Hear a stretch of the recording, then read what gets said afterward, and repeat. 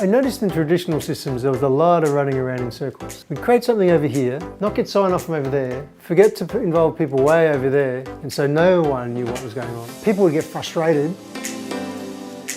I've been in design thinking for about 10 years now.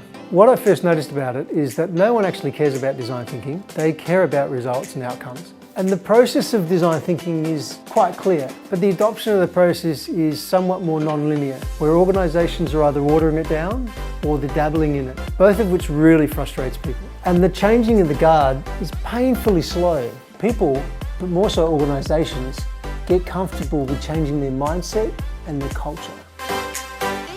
With design thinking, I've personally helped 60 clinicians, helped 6 global HR managers, helped 8 team members, 25 public servants, 49 information technologists.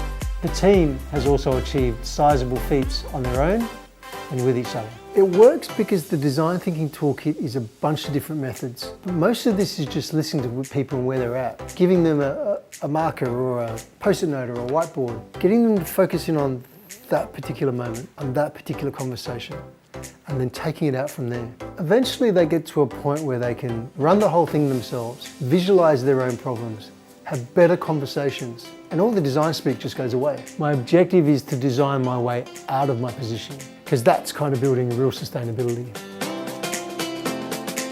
So if you're a leader interested in strategic innovation, or if you're a student or a designer interested in learning how to innovate with speed and simplicity, or if you're a startup interested in discovering what your value and opportunity is in the marketplace, then this is for you. So click on the link and register for our Leap of Faith Design Thinking workshop.